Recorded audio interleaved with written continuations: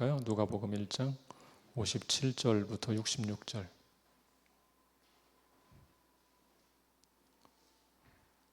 누가복음 1장 57절부터 66절입니다.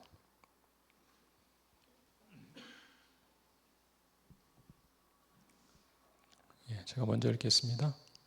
엘리사벳이 해산할 기한이 차서 아들을 낳으니 이웃과 친족이 주께서 그를 크게 긍휼히 여기심을 듣고 함께 즐거워하더라.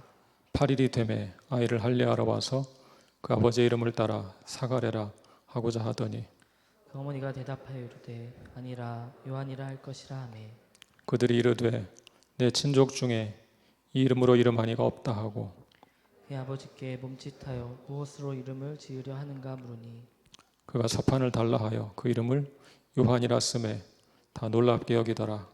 이에 그 입이 곧 열리고 혀가 풀리며 말을 하여 하나님을 찬송하니 그 근처에 사는 자가 다 두려워하고 이 모든 말이 온 유대 산골에 두루 퍼지매 듣는 사람이 다 이 말을 마음에 두며 이르되 이 아이가 장차 어찌 될까 하니 이는 주의 손이 그와 함께 하심이더라.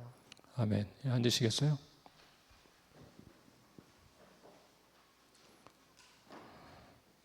오늘 본문은 드디어 침례 요한, 세례 요한이 탄생하는 내용입니다.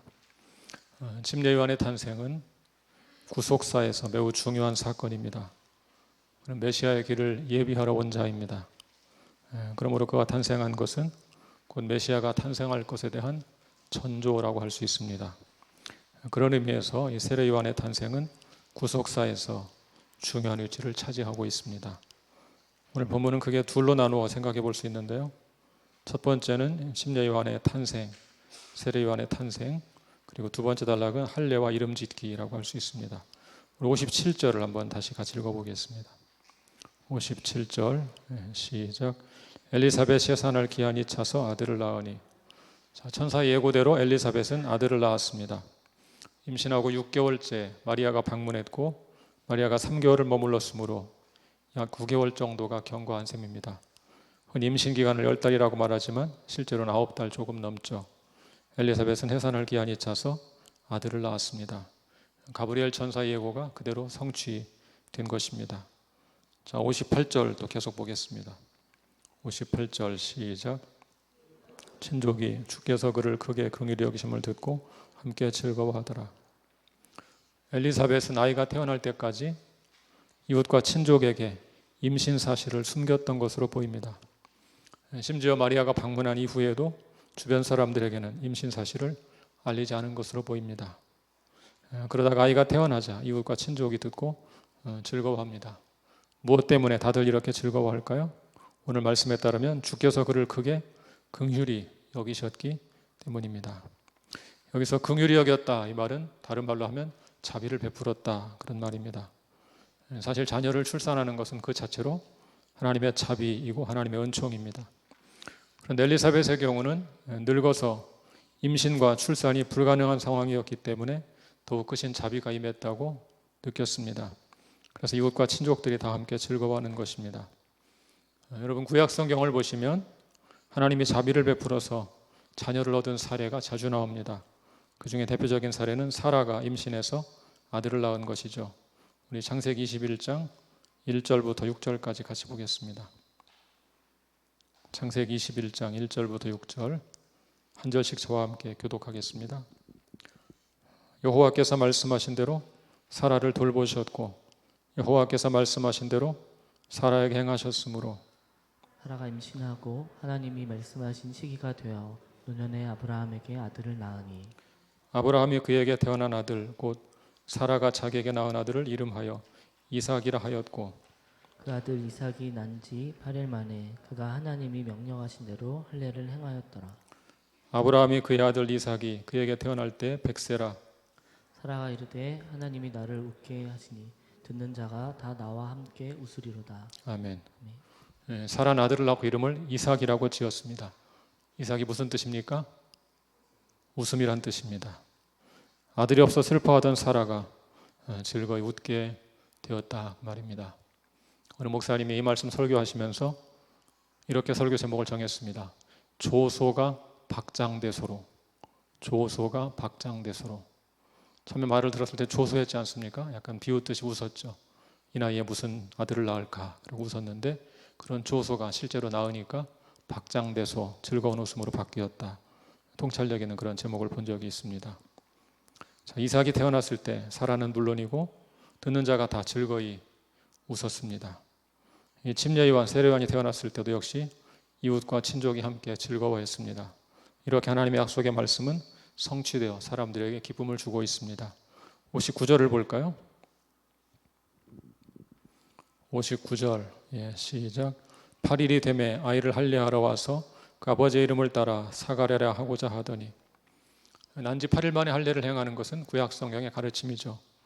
하나님은 아브라함에게 대대로 모든 남자는 태어난 지 8일 만에 할례를 받으라고 명령하셨습니다.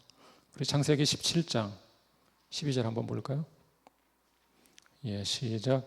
너희의 대대로 모든 남자는 집에서 난 자나 또는 너희 자손이 아니라 이방 사람에게서 돈으로 산 자를 막론하고 난지 8일 만에 할례를 받을 것이라.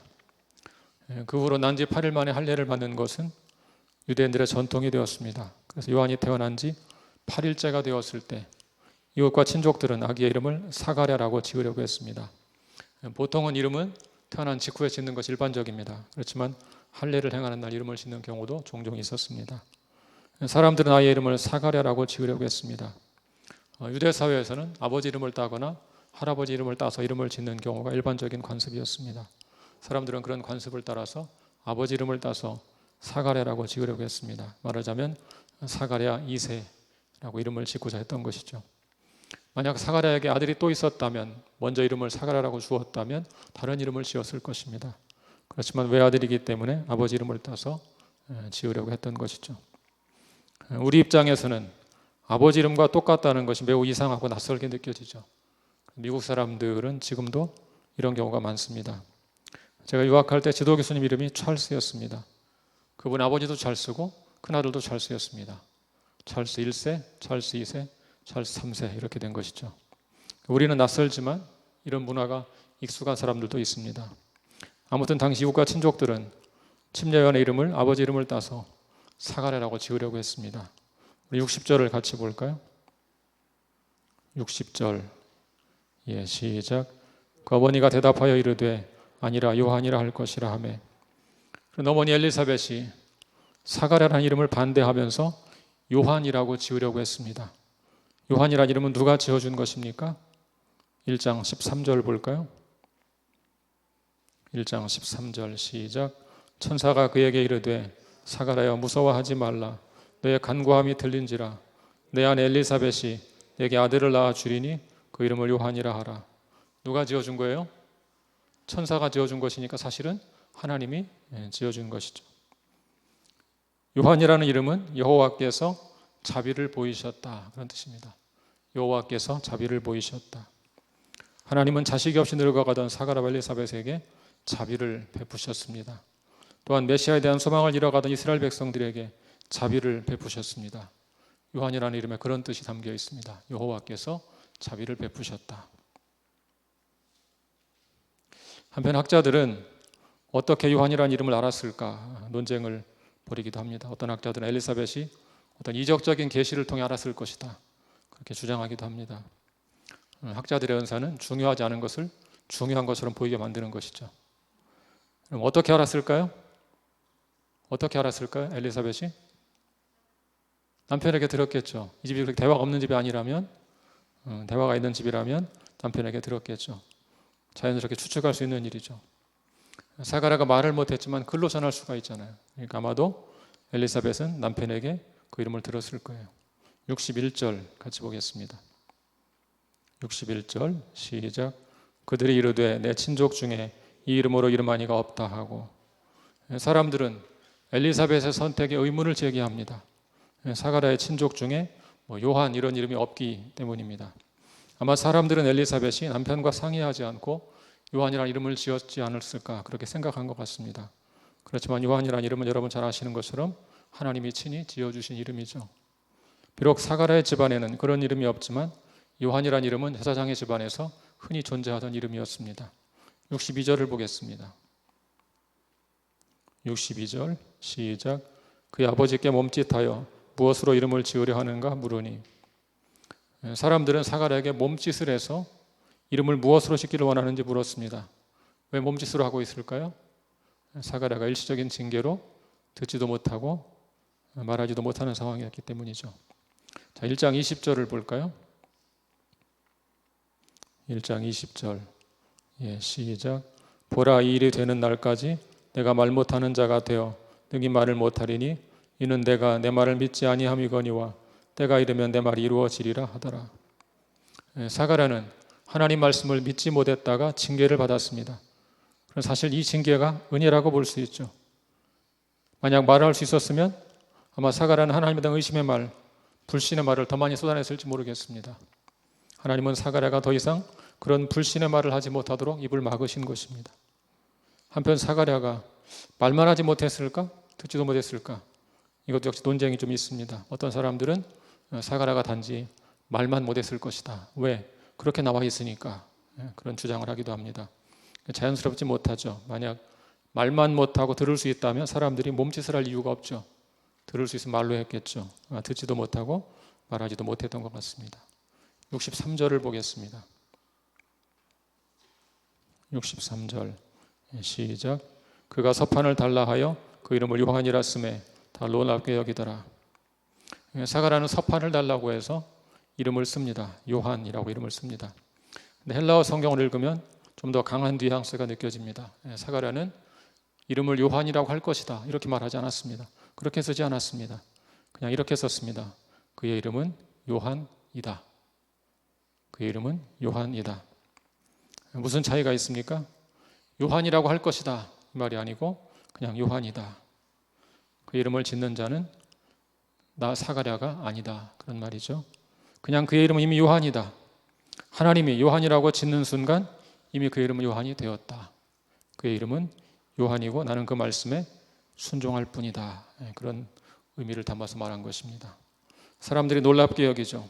그게 두 가지 이유 때문에 사람들이 놀랍게 여겼습니다. 첫째로 사가랴가 엘리사벳의 말에 동의한 것 때문에 놀랍게 여겼습니다. 사가랴의 집안에는 요한이라는 이름이 없습니다. 그런데 엘리사벳이 그런 이름을 짓자고 하자 사람들은 의아하게 생각했습니다. 그런데 사가랴까지 그런 의견에 동의하는 것을 보고 사람들은 놀라워합니다. 둘째로 사람들은 사가랴의 단호한 태도에 놀랐습니다. 앞에 설명했지만 사가랴는 매우 단호한 어조로 그냥 그의 이름은 요한이다 이렇게 단정적으로 말했습니다. 요한이라고 지을 것이다 이렇게 말하지 않고 그렇게 쓰지 않고 그냥 그의 이름은 요한이다. 요한으로 정해졌다. 단호하게 썼습니다. 사람들은 사가랴의 그런 단호한 태도에 놀랐을 것입니다. 여기서 우리는 사가랴의 변화에 주목할 필요가 있습니다. 사가랴는 본래 신실한 제사장이었습니다. 그렇지만 하나님 말씀을 처음에는 온전히 믿지 못했죠. 결국 사가랴는 하나님의 징계로 듣지도 못하고 말하지도 못하게 되었습니다. 듣지도 못하고 말하지도 못하면서 사가랴는 깊은 혼돈과 침묵의 시간을 보냈습니다. 자신이 아무것도 하지 못하는 침묵의 시간 중에도 하나님 역사는 계속 진행되고 있었습니다. 안에 배가 점점 불러오고 있었습니다. 사가랴는 얼마간 의심과 기대, 불신과 기쁨이 교차하는 혼돈의 시간을 보냈을 것입니다. 그렇지만 시간이 지날수록 하나님의 종이라는 자기 정체성을 더 분명히 깨닫게 되었습니다. 이제 그가 할 일은 하나님 말씀에 순종하는 것밖에 없습니다. 그래서 그는 망설이지 않고 서판에 이름을 썼습니다. 그의 이름은 요한이다. 그것이 하나님의 뜻이다. 내가 할 일은 그 뜻에 순종하는 것 뿐이다. 사가랴의 글에는 그런 의미가 담겨 있습니다. 64절을 볼까요? 64절 시작. 이에 그 입이 곧 열리고 혀가 풀리며 말을 하여 하나님을 찬송하니. 자, 사가랴가 아이의 이름은 요한이라고 쓰자 곧 그 입이 풀리고 열리고 혀가 풀리며 말을 할 수 있게 되었습니다. 하나님 말씀에 불순종했다가 일시적으로 언어 장애인이 되었지만 다시 순종하자 곧바로 말을 할 수 있게 된 것입니다. 사가랴가 언어 장애인이 된 것은 일시적인 징계의 표적이었습니다. 이제 그 표적은 역할을 다했습니다. 그러므로 다시 말을 할 수 있게 되었습니다. 여러분, 입이 열리고 사가랴가 제일 먼저 한 일이 뭘까요? 제일 먼저 한 일이 뭡니까? 하나님을 찬송하는 것입니다. 그 내용은 다음 주에 살펴볼 것입니다. 근데 그게 무슨 뜻일까요? 제일 먼저 하나님을 찬양했다. 그 말은 그가 징계 기간 동안 하나님께만 마음을 집중하고 살았다는 뜻입니다. 하나님께만 마음을 집중하고 살았다. 그런 뜻이죠. 고난은 종종 우리를 연단합니다. 물론 고난의 터널을 통과하는 것은 말처럼 쉬운 일은 아닙니다. 그 기간 동안 말할 수 없는 고통을 당할 수밖에 없습니다. 그렇지만 고난이 우리를 연단하는 것은 분명한 사실입니다. 65절을 보겠습니다. 65절 시작. 그 근처에 사는 자가 다 두려워하고 이 모든 말이 온 유대 산골에 두루 퍼지매. 이 가정이 사가랴와 엘리사벳이 노년의 아들을 얻었다, 그런 소식이 주변 사람들에게 퍼져가기 시작했습니다. 더구나 사가랴가 말을 하지 못하다가 요한이라는 이름을 쓰면서 말을 하게 되었다, 그런 사실은 사람들의 주목을 끌기에 충분했습니다. 이 사건은 두 가지 반응을 불러일으켰습니다. 첫째로 그 근처에 사는 자가 다 하나님을 두려워했습니다. 왜 사람들은 두려워했을까요? 구약 백성들은 하나님의 임재를 매우 두렵게 생각했습니다. 이 사건은 하나님의 임재를 보여주는 사건이기 때문에 사람들은 두려워했습니다. 하나님이 뭔가 우리 삶의 터전에서 일하기 시작했다, 그런 생각을 하기 시작한 것입니다. 둘째로 이 모든 말이 유대 산골에 두루 퍼졌습니다. 이 말은 사람들이 이 사건의 의미가 무엇인가, 뜻이 무엇인가 논의하기 시작했다는 말입니다. 무엇인가 놀라운 일이 우리 가운데 벌어지기 시작했다. 무슨 뜻일까? 이런 생각을 하기 시작했습니다. 자, 마지막 66절입니다. 66절 다 같이요. 시작. 듣는 사람이 다 이 말을 마음에 두며 이르되 이 아이가 장차 어찌 될까 하니 이는 주의 손이 그와 함께 하심이로라. 이 사건에 대해서 듣는 사람들은 요한의 탄생에 대해서 마음에 두기 시작했습니다. 이 아이가 장차 어떻게 될 것인가? 서로 궁금한 마음을 가지고 아이의 장래에 대해서 말했습니다. 하나님의 계획 안에서, 하나님의 섭리 안에서, 하나님의 구원사에서 이 아이가 어떤 역할을 할까 서로 이야기하기 시작했습니다. 사람들이 이런 놀라운 반응을 보인 이유가 무엇입니까? 그 이유는 주님의 손이 요한과 함께하고 있다, 그 사실을 생각했기 때문입니다. 구약 성경을 보시면 하나님의 손이라는 표현이 자주 나오죠. 하나님의 손, 신인 동형론 이런 것이죠. 사람처럼 표현하는 것입니다.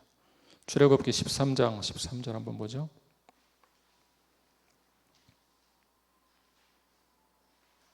출애굽기 13장 13절 시작. 모세가 백성에게 이르되 너희는 애굽 곧 종되었던 집에서 나온 그날을 기념하여 유교병을 먹지 말라. 여호와께서 그 손의 권능으로 너희를 그곳에서 인도해 내셨음이니라. 자, 여호와께서 이스라엘 백성을 애굽에서 인도해 내신 것을 뭐라고 표현하고 있습니까? 그 손의 권능으로 그랬어요. 그 손의 권능으로 인도해 내셨다. 여호와의 손은 여기서 권능, 그런 뜻으로 쓰인 것입니다. 여호와의 손 그러면 권능의 손, 권능, 능력, 그런 말이죠. 출애굽기 15장 6절도 보겠습니다. 15장 6절 시작. 여호와여 주의 오른손이 권능으로 영광을 나타내시니이다. 여호와여 주의 오른손이 원수를 부수시니이다. 주님의 오른손이 무엇으로 영광을 나타낸다고 했어요? 권능으로 영광을 나타낸다고 했죠. 또 주의 오른손이 원수를 부순다 그랬어요. 원수를 부수는 권능을 가진 것으로 표현되고 있죠. 하나님은 당신의 오른손으로 바로의 병거와 그의 군대를 홍해에 던졌습니다.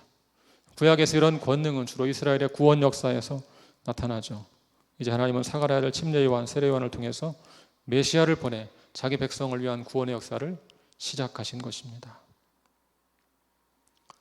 사랑하는 성도 여러분, 우리는 지금 매우 힘든 시간을 보내고 있습니다. 따져보니까 코로나 바이러스가 퍼지기 시작한 지 벌써 6개월째입니다. 2월 마지막 주 온라인 예배를 드리기 시작했는데 벌써 7월 중순 둘째 주가 되었습니다. 우리가 사는 대전 지역에 확진자가 계속 발생하고 있습니다. 함께 예배하던 시절이 꿈처럼 아련합니다. 예배를 마치고 함께 식사하며 이야기꽃을 피우던 때가 너무 그립습니다. 교회 아가들을 안고 축복하던 때가 꿈 같습니다. 새가족 신방, 출산 신방, 목장 모임 등 대면삭은 거의 못하고 있습니다. 코로나 바이러스로 어려운 중에 본인이나 가족의 질병으로 더 어려운 상황에 처한 분들도 많이 있습니다. 부모님 요양병원에 입원해 계시는데 감염 위험 때문에 자주 뵙기도 어려운 상황에 처해 있습니다. 또 코로나 바이러스로 갑자기 수입이 없어지거나 크게 줄어서 고통당하는 성도들도 있습니다. 교회가 돕는다고 애를 쓰고 있지만 완전히 해결되기는 어려운 상황입니다. 사랑하는 여러분, 그런데 조금만 한번 생각해 보십시오. 이런 어려움은 우리 시대에만 존재하는 것이 아닙니다. 오늘 본문의 배경인 1세기 유대 사회도 매우 절망적인 상황 가운데 있었습니다. 그런 로마의 압제 아래 살고 있었습니다. 로마의 꼭두각시 헤롯은 매우 포악한 왕이었습니다.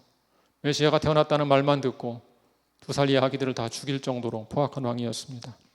얼마나 포악한 사람인지 짐작할 수 있지 않습니까? 그런 왕 아래 살아가는 백성들의 삶 얼마나 고단할지 능히 짐작할 수 있죠. 게다가 세리들은 로마에 바치는 세금 이상을 거두어서 사적으로 착복하고 있었습니다.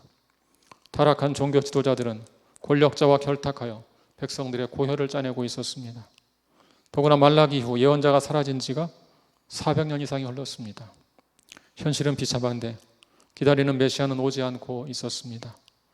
예언자가 전하는 소망의 메시지도 더 이상 들을 수 없었습니다. 칠흑과 저두운 밤이 계속되고 있었습니다. 그런 절박한 상황에서 하나님은 사가랴를 찾아오셨습니다. 그의 가정에 메시아의 길을 예비하는 선구자 침례 요한, 세례 요한을 기적적인 방식으로 보내주셨습니다. 하나님께서 자기 백성을 긍휼히 여기신 것입니다. 자비를 베푸신 것입니다. 그 이름처럼 하나님의 자비를 베푸신다. 그 이름처럼 요한을 주신 것입니다. 이제 사람들은 다시 소망을 품기 시작했습니다. 하나님이 자기 백성을 긍휼히 여기신다는 사실을 깨닫기 시작했기 때문입니다. 58절을 다시 한번 읽어볼까요? 58절 시작. 이웃과 친족이 주께서 그를 크게 긍휼히 여기심을 듣고 함께 즐거워하더라. 침례 요한의 탄생을 보면서 사람들은 이제 주님께서 자신들을 긍휼히 여기고 있음을 알게 되었습니다. 하나님의 긍휼히 여기심을 들었을 때 그들의 마음에 소망이 생겼습니다. 그 소망은 단지 막연한 기대가 아닙니다. 그 소망은 곧 현실이 될 것입니다. 어떻게 할 수 있습니까? 하나님의 권능의 손이 그들과 함께 있기 때문입니다. 66절을 다시 한번 읽어볼까요? 66절 시작. 듣는 사람이 다 이 말을 마음에 두며 이르되 이 아이가 장차 어찌 될까 하니 이는 주의 손이 그와 함께 하심이로라. 긍휼이 풍성하신 하나님께서 침례 요한을 통해 권능의 손으로 자기 백성을 구원할 것입니다. 그러므로 그 소망은 막연한 기대가 아닙니다. 그 소망은 곧 사건으로 실현될 소망입니다. 사랑하는 성도 여러분, 우리 하나님은 1세기 이스라엘 백성들에게만 긍휼을 베푸시는 분이 아닙니다. 그분은 지금도 여전히 긍휼이 풍성하신 분입니다. 메시아를 보내신 하나님의 긍휼은 지금 우리에게까지 이르고 있습니다. 이 구속의 역사를 통해, 구원의 역사를 통해 모든 믿는 자들에게 긍휼을 베푸십니다. 구원을 베푸십니다. 에베소서 2장 3, 4, 5절 같이 읽어볼까요? 에베소서 2장 3, 4, 5절 다 같이 읽겠습니다. 시작.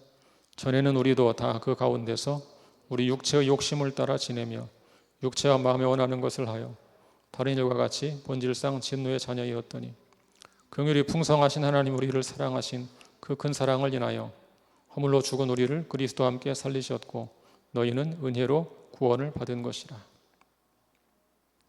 우리 하나님은 진노의 자녀, 불순종의 자녀였던 우리에게 큰 사랑을 베푸신 긍휼이 풍성하신 구원의 하나님이십니다. 그 큰 사랑으로 우리를 그리스도와 함께 살리신 분입니다. 우리는 그 크신 은혜로 구원을 받았습니다. 우리 하나님은 아들 예수님의 죽음과 부활로 우리를 살리셨습니다. 그분은 어제나 오늘 영원토록 동일하신 분입니다.